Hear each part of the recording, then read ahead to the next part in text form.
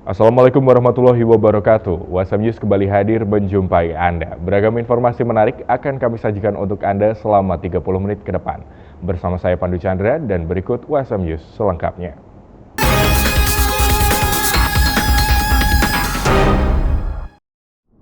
Sebanyak 1.333 mahasiswa Universitas Semarang diterjunkan di 5 kecamatan yang terbagi di Kota Semarang dan Kabupaten Demak yang tergabung di dalam KKN PPM 24. Pemberdayaan ekonomi menjadi fokus utama dari setiap program yang akan diusung selama masa KKN sejak tanggal 9 Juli hingga 7 Agustus 2024 mendatang. Sebanyak 1.333 mahasiswa dilepas oleh Lembaga Penelitian dan Pengabdian kepada Masyarakat atau LPPM USM untuk mengikuti rangkaian kegiatan kuliah kerja nyata pembelajaran dan pemberdayaan masyarakat atau KKN PPM 24 berlangsung di Auditorium Insinyur Wijatmoko USM pada 9 Juli lalu. Para mahasiswa akan melakoni kegiatan KKN ini sejak tanggal 9 Juli hingga 7 Agustus 2024. Wakil Rektor 1 USM Profesor Dr. Insinyur Sri Budi Wayunisi MP menyatakan bahwa kegiatan ini menjadi wadah untuk menerapkan ilmu di perkuliahan. Ia juga menekankan bahwa koordinasi perlu untuk dilakukan. Jadi kegiatan KKN PPM ke-24 ini merupakan kegiatan rutin yang diselenggarakan oleh Universitas Semarang dan kali ini kita akan melakukan kegiatan KKN di 5 kecamatan, yaitu di Sayung, Meranggen, kemudian Kecamatan Pedurungan, Kecamatan Semarang Utara, dan Semarang Barat. Nah, semoga dengan kegiatan KKN ini bisa lebih meningkatkan wawasan mahasiswa, mengimplementasikan ilmu yang sudah didapat, sehingga mereka bisa memberikan kemanfaatan bagi masyarakat, kan karena KKN PPM ini kan pembelajaran pemberdayaan masyarakat, sehingga mahasiswa diharapkan bisa melakukan pembelajaran, memberdayakan masyarakat setempat melalui MKM ataupun masyarakat langsung, sehingga masyarakat itu menerima kemanfaatan dari hadirnya mahasiswa USM begitu. Dan harapannya juga nanti hasil itu akan bisa dipamerkan dalam kegiatan basar yang akan dikunjungi rektor pada tanggal 3 Agustus ya kalau tidak salah itu. KKN PPM 24 akan dilaksanakan di 3 kecamatan di Kota Semarang, yaitu Pedurungan, Semarang Barat, dan Semarang Utara, serta 2 kecamatan di Kabupaten Demak, yaitu Sayung dan Meranggen. Total ada 68 kelurahan yang menjadi lokasi pelaksanaan KKN. Ketua Bidang Pengabdian kepada Masyarakat LPPM USM, Insinyur Bambang Tutuko MMMT, menyatakan bahwa dalam kegiatan KKN ini mahasiswa difokuskan untuk pemberdayaan ekonomi masyarakat. Pada umumnya kami sudah melakukan survei kemarin dan mahasiswa semuanya wajib untuk membuat program individu dan juga ada program kelompok disesuaikan dengan kebutuhan masyarakat. Pada umumnya adalah pemberdayaan ekonomi, selain juga untuk stabilitas politik ya, juga untuk beberapa hal termasuk yang tadi berkenaan dengan kebencanaan, juga sebagian stunting, tapi pada umumnya paling besar adalah untuk pemberdayaan ekonomi. 265 mahasiswa Universitas Semarang akan melakoni kuliah kerja nyata di Kecamatan Pedurungan. Terbagi ke dalam 12 wilayah, nantinya para mahasiswa ini akan berfokus pada pemberdayaan ekonomi masyarakat.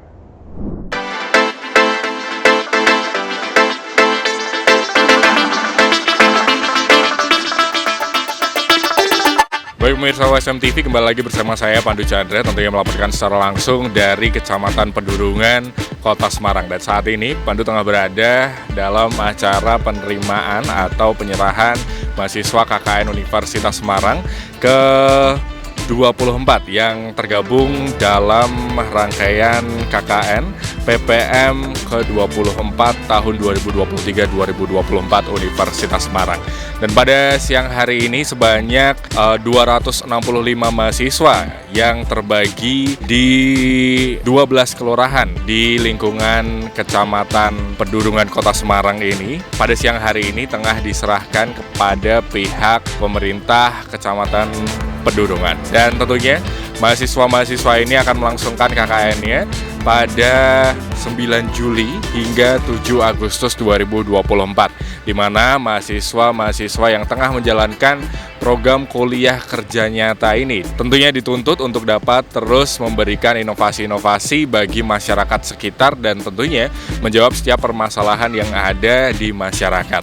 Dan pada siang hari ini juga diperkirakan sebanyak 50 program kerja akan disiapkan oleh mahasiswa-mahasiswi KKN Universitas Semarang, dan tentunya nanti pada akhir KKN akan digelar Expo KKN dan juga sembako murah di lingkungan Kecamatan Pedurungan. Tentunya di siang hari ini juga sebanyak 1.340 mahasiswa ini juga dibagikan, didistribusikan atau disalurkan pada 5 kecamatan yang ada di Kota Semarang dan juga Kabupaten Demak, diantaranya Semarang Utara, Semarang Barat, Kecamatan Pedurungan, Kecamatan Meranggen, dan juga Kecamatan Sayung. Tentunya pada periode kali ini, LPPM Universitas Semarang bekerja sama dengan BPBD untuk dapat menerapkan setiap program penanggulangan kebencanaan yang ada di setiap daerah yang ada. Dan tentunya di siang hari ini, Wakil Rektor 3 Dr. Muhammad Junaidi turut menyampaikan bahwa kegiatan ini menjadi sarana implementasi untuk dapat menerapkan ilmu yang telah didapat dan juga ini menjadi bentuk atau wujud untuk dapat mendukung setiap program pemerintah yang ada di setiap daerah, tentunya dalam kemajuan daerah. Dan tentunya ia juga menggarisbawahi bahwa mahasiswa-mahasiswa ini penting untuk memiliki inovasi-inovasi dalam mewujudkan setiap program yang telah direncanakan. Dan Sekretaris Kecamatan Pedurungan Hendaryono SSTP MSI juga turut mengapresiasi kesediaan mahasiswa dan juga program-program yang datang dari Universitas Semarang dari mahasiswa-mahasiswa KKN yang akan berlangsung pada 9 Juli hingga 7 Agustus nanti. Dan tentunya di siang hari ini sebanyak 5 dosen pembimbing lapangan juga telah hadir dan juga nantinya akan mendampingi mahasiswa-mahasiswa dalam menerapkan setiap implementasi program-program yang telah direncanakan untuk dapat diaplikasikan di masyarakat sekitar. Dan nanti pada akhirnya mahasiswa-mahasiswa ini dapat melihat bagaimana perkembangan-perkembangan yang terjadi di daerah-daerah di mana mereka akan ditempatkan. Demikian laporan yang dapat kami laporkan. Saya Pandu Chandra dan juga Apoy pamit undur diri, kembali ke studio. BIS KPK 2024 telah sampai di Kota Semarang.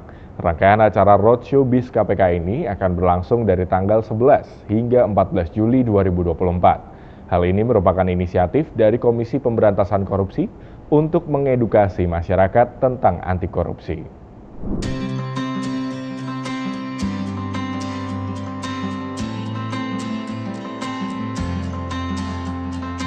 Baik pemirsa USM News, saya sudah berada di Taman Indonesia Kaya, Kota Semarang, yang dimana akan dilaksanakannya Expo Pelayanan Publik dan Pameran Anti Korupsi BIS KPK 2024.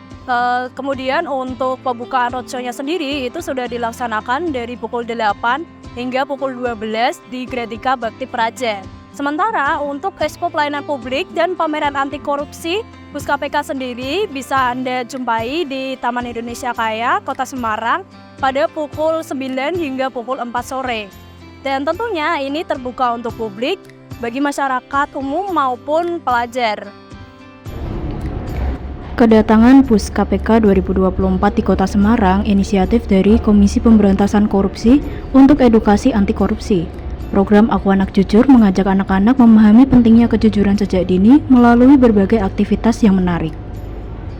Rangkaiannya itu dari Kamis sampai Minggu. Jamnya itu dari jam 8 sampai jam 4, jam 5 ya Master ya. Dan kalau ditanya pengalaman, kemarin busnya ini dari Wonosobo, dari Master Ari. Ya, kalau hari ini secara umum rangkaian kegiatannya yang ada di Grafika sekarang, kemudian nanti ada kunjungan pimpinan daerah yang akan melihat berbagai aktivitas yang berdiri. Dan ada beberapa juga diskusi-diskusi anti korupsi di beberapa universitas sama di UNIDIP ya. Terus kegiatan untuk siswa besok cukup banyak, kegiatan cukup padat dari mulai pagi, dari PAUD sampai tingkat SMA. Jadi mulai dari pagi sampai sore kegiatannya akan dilakukan edukasi anti korupsi untuk para siswa. Dan di hari Sabtunya ada tinggal kegiatan lain, ya, itu juga hasil kita edukasi anti korupsi. Dan di hari Minggu ditutup dengan senam belajar serangan fajar.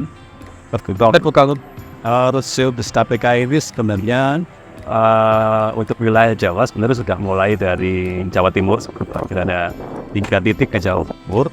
Kemudian untuk pertama di Jawa Tengah adalah di Kabupaten Brebes di tanggal bulan Juli, akhir bulan kemarin. Kemudian di Wonosobo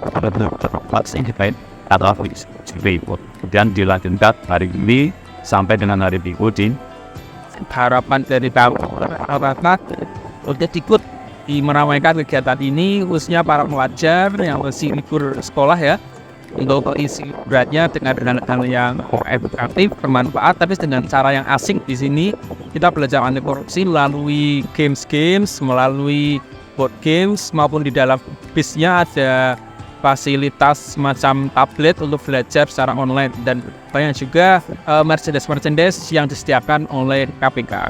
Selain untuk siswa, jadi Diligent di penanganan korupsi ini Rusuh KPK juga menyasar untuk seluruh kalangan masyarakat. Jadi ini berkaitan dengan kita akan melakukan pilkada. Jadi pilkada serentak yang akan dilakukan di bulan Oktober. KPK juga melakukan sosialisasi terkait dengan menolak uang haram bahasanya. Jadi kalau ke sini tadi ajar serangan fajar, jadi nanti masyarakat diharapkan pada saat menjelang pilkada nanti untuk bisa artinya menolak korupsi mulai dari proses pemilihan kepala daerah. Kunjungan Pus KPK di Semarang berupaya membangun generasi jujur dan masyarakat yang sadar akan bahaya korupsi serta bagaimana makanan sehat. Komisi Pemberantasan Korupsi bersama Berantas Korupsi. Sekian yang bisa saya sampaikan. Saya Anissa melaporkan dari Taman Indonesia Kaya, Kota Semarang. Universitas Brawijaya menggelar pameran 3 program pembinaan kemahasiswaan yang mendapat pendanaan dari Dikti. 3 program tersebut adalah program kreativitas mahasiswa, program PKK Ormawa, dan program P2MW dalam bidang wirausaha. Pameran ini bertujuan untuk mengenalkan hasil kreativitas, inovasi, dan pengabdian mahasiswa yang sudah dilakukan dan diharapkan dapat membantu masyarakat. 3 program pembinaan mahasiswa yaitu PKM, PKK Ormawa, dan P2MW yang didanai oleh Dikti dipamerkan oleh mahasiswa Universitas Brawijaya. Dalam pameran yang berlangsung di Gedung Samanta Krida ini, para mahasiswa memamerkan hasil karya dan juga program pengabdian masyarakat yang sudah berjalan. Dr. Abu Bakar Sambah dari PKM Center menjelaskan bahwa pameran ini merupakan bentuk pertanggungjawaban dari program pembinaan mahasiswa yang sudah berjalan dan akan bermuara pada tingkat nasional. Jadi ini sebenarnya merupakan kegiatan pertama yang kita fasilitasi untuk 3 pendanaan besar di kementerian. Yang pertama itu program kreativitas mahasiswa, yang kedua itu program peningkatan kapasitas organisasi mahasiswa, yang ketiga itu program kewirausahaan mahasiswa yang disingkat P2MW. Jadi 3 kegiatan besar ini nanti muaranya ada di kompetisi nasional. Semua tim sudah lolos pendanaan, jadi mereka sudah seleksi proposal dan sudah lolos, sudah dapat dana. Kemudian sekarang mereka sudah di tengah perjalanan berkegiatan. Nah, nanti akhir bulan ini rencananya akan ada pelaporan kemajuan. Mereka harus melaporkan progresnya sudah sampai di mana nih. Nah, dari progres itu nanti mereka akan diundang untuk kompetisi secara nasional. Program kreativitas mahasiswa itu kita siapkan untuk ke PIMNAS yang nanti akan ada di Universitas Erlangga di akhir tahun ini. Kemudian yang kedua, PPK Ormawa, program peningkatan kapasitas organisasi mahasiswa. Kami siapkan juga untuk kompetisi nasional yang namanya Abdidaya nanti di Universitas Udayana. Kemudian yang ketiga, P2MW, ini juga kami siapkan untuk nanti di kompetisi nasional namanya KMI Expo, Kewirausahaan Mahasiswa Indonesia Expo-nya. Nah, semua ini sebenarnya dari beberapa tahun terakhir ini kami pendampingannya terpisah. Jadi tiap bulan kita selalu mendampingi untuk memastikan semua rencana mereka terlaksana secara baik, tidak ada progres yang terhambat. Biasanya kita terpisah, masing-masing IPA terpisah, kemudian dan biasanya pendampingan modelnya klasikal. Klasikal itu adanya kami punya reviewer internal itu akan langsung berhubungan dengan mereka, apa yang kurang direview, apa yang mungkin perlu ditambah akan ditambah. Kegiatan PKM Expo ini juga mendapat apresiasi dari pemerintah Kabupaten Malang. Sekretaris Dinas Pemberdayaan Masyarakat Desa atau DPMD Dwi Ilham mengaku senang dengan kegiatan PKK Ormawa. Kegiatan pengabdian masyarakat ini berlangsung di 4 desa yang ada di Kabupaten Malang. Dwi berharap inovasi dalam Pengmas dapat menjadi solusi bagi masyarakat desa di wilayahnya dan inovasi tersebut dapat ditingkatkan dalam skala yang lebih besar. Kami sangat mengapresiasi dengan adanya kegiatan ini karena salah satunya adalah pengabdian masyarakat, di mana saya tadi melihat ada pengabdian masyarakat di 4 desa di Kabupaten Malang, yaitu Sumberjo, kemudian Pandansari, kemudian Desa Ditumpang yang isinya adalah sekolah perempuan, kemudian ada alat penangkap lalat buah, kemudian di Bedali Lawang itu adalah rumah sampah digital. Inovasinya bagus, tadi banyak hal yang sudah kita lihat, tetapi ini masih dalam tahap uji coba, masih uji coba ya, artinya bahwa alat itu berfungsi apa tidak, itu masih dalam rangka itu. Nah, harapan kami kalau memang ke depannya itu bisa juga diproduksi, karena memang banyak dibutuhkan oleh masyarakat desa. Dari Malang, tim liputan UBTV untuk USM TV. Kawasan Eko Riparian Lewi Pajajaran Unpad diresmikan Kementerian Lingkungan Hidup dan Kehutanan RI. Pembangunan hasil kerjasama antara Unpad dan Kementerian KLHK ini didesain untuk ruang publik yang dilengkapi dengan infrastruktur hijau.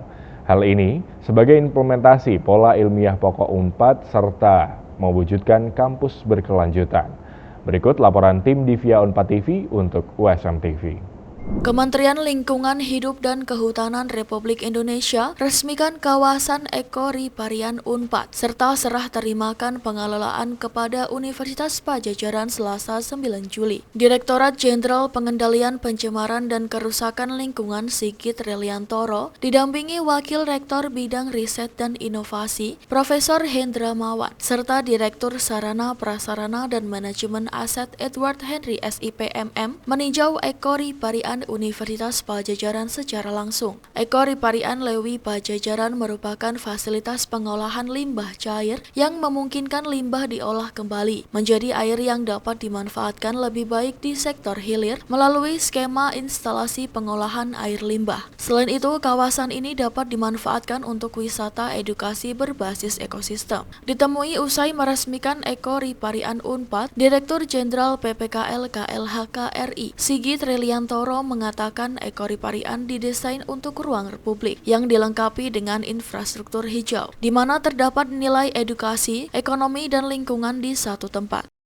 Ini adalah peresmian Eko Riparian, jadi tempat ini memang desain untuk ruang publik.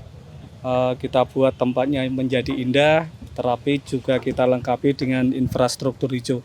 Ada IPAL, kemudian kita juga lagi tadi diskusi untuk mengembangkan yang lebih hulu lagi untuk gimana mencegah sampah itu masuk ke daerah aliran sungai dengan membuat composting, pirolisis, dan lain sebagainya. Jadi ada edukasi, ada ekonomi, dan ada perbaikan lingkungan di satu tempat. Berarti masyarakat bisa main ke sini ya Pak ya? Ini kan ruang publik, tentu ada prosedurnya gimana masuknya. Tapi sebetulnya ini juga didesain untuk mahasiswa, untuk pagi hari orang bisa jalan-jalan, healing, dan lain sebagainya. Pembangunan Eko Riparian sendiri merupakan hasil kerjasama antara Unpad dan Kementerian KLHK. Wakil Rektor Bidang Riset dan Inovasi Profesor Hendra Mawan usai meresmikan kawasan Eko Riparian ini mengatakan hal ini merupakan komitmen Unpad menjadi kampus berkelanjutan sebagai implementasi dari pola ilmiah pokok Unpad, Bina Mulia Hukum dan Lingkungan Hidup dalam pembangunan nasional, serta bagian pendidikan yang penting dalam pengimplementasiannya. Lebih jauh, masyarakat akan semakin sadar tentang pentingnya lingkungan. Di Universitas Pajajaran ini kan ada kurikulum ya, kurikulum tentu sebagai bagian dari pendidikan di semester-semester awal. Unpad mengajarkan pola ilmiah pokoknya yaitu lingkungan hidup, Bina Mulia Hukum dan lingkungan hidup. Tentu saja keberadaan dari ekoperian ini menjadi bagian penting di dalam implementasi. Mahasiswa tidak hanya dalam tanda petik dicekoki dengan pelajaran-pelajaran begini loh lingkungan dan sebagainya, tetapi justru dengan keberadaan ini biasanya mahasiswa kalau sudah melihat wujudnya akan lebih ingat terus. Nah, harapannya tentu lulusan-lulusan Unpad ini yang dari awal ini sudah mengenal ekoperian ini, ada pembelajaran. Tentu di sisi yang lain kami juga memperhatikan masyarakat sekitar, terutama hari libur ini suka berkunjung ke sini. Tentu harapan yang sama bahwa semua menyadari akan lingkungannya, sehingga apa yang kami coba terus gembor-gemborkan kepada mahasiswa sebagai agen perubahan di masyarakat, masyarakat sendiri menyadari betapa pentingnya lingkungan. Saya yakin ini Jatinangor dan sekitarnya, Kabupaten Sumedang menjadi bagian yang tadi kalau Pak Dirjen menyatakan bahwa ada kesadaran masyarakat untuk memelihara sendiri, sehingga tentu ini menjadi bagian penting bagi ekosistem tidak hanya manusia. Di sini ada beberapa tumbuhan, binatang dan seterusnya. Barangkali itu suatu kebanggaan bagi kami Universitas Padjadjaran. Ekoriparian Lewi Padjadjaran sendiri biasa digunakan oleh Sivitas Unpad untuk berkumpul, berolahraga, serta aktivitas unit kegiatan mahasiswa. Selain itu, masyarakat umum dapat memanfaatkan untuk healing di akhir pekan. Dari Jatinangor, Sumedang, Tim Liputan Divia Unpad TV untuk USM TV. JK Arenatorium Gor Unhas Makassar dipenuhi oleh antusiasme dari para supporter atlet yang ikut dalam Indonesia Open 2024 International Karate Championship. Pertandingan yang merebutkan Piala Presiden ini berlangsung dari tanggal 4 hingga 6 Juli 2024. Berikut berita selengkapnya untuk Anda. Pertandingan memperebutkan Piala Presiden Republik Indonesia tahun ini mengusung tema Indonesia Open International Karate Championship dengan tujuan menghadirkan bibit-bibit baru secara khusus di Sulawesi Selatan yang merupakan gudang atlet. Pertandingan karate yang menghadirkan peserta dari seluruh Indonesia ini berlangsung dengan sangat meriah karena antusiasme dari para supporter yang ingin menyaksikan secara langsung pertandingan ini. Pertandingan karate tahun ini terbuka untuk kalangan umum, baik itu Forki yang ada di Indonesia maupun peserta dari luar negeri. Ada kategori festival. Festival itu artinya anak kecil yang bertanding dengan tujuan memberikan motivasi supaya mereka suka karate. Yang kedua, kategori open. Open ini macam-macam. Ada pra usia dini, ada usia dini, pra pemula, kadet, junior, U21, kemudian senior. Nah, ini kemudian juga ada kategori untuk TNI Polri. Jadi kami pisahkan yang umum dengan TNI Polri. Sudirman Daming menyampaikan bahwa peserta yang hadir dalam pertandingan ini didominasi oleh peserta yang berasal dari Sulawesi Selatan, tetapi ada juga yang berasal dari Kalimantan, Sumatera, dan DKI Jakarta. Sudirman Daming juga menyampaikan harapannya bahwa dengan adanya pertandingan seperti ini akan muncul bibit-bibit baru, seperti anak-anak kecil yang bertanding hari ini yang tampil dengan percaya diri.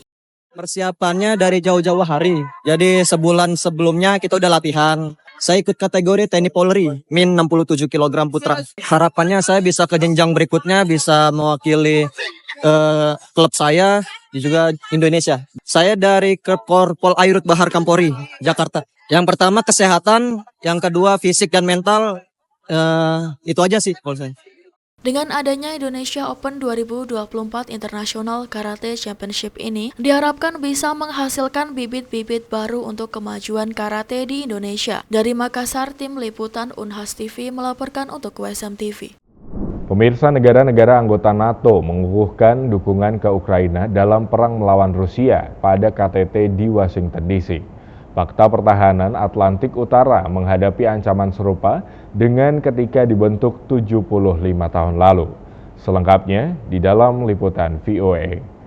Informasi ini sekaligus menutup perjumpaan kita di hari ini. Saksikan terus USM News hanya di USM TV. Saya Pandu Chandra dan seluruh kru yang bertugas pamit undur diri. Terima kasih. Wassalamualaikum warahmatullahi wabarakatuh. Dalam pertemuan bilateral antara Presiden AS Joe Biden dengan Presiden Ukraina Volodymyr Zelensky, keduanya terus menunjukkan dukungan solid satu dengan yang lain. To show the world that we stand with Ukraine now and in the future. So Mr. President, thank you again for being here. We got a lot of work to do together.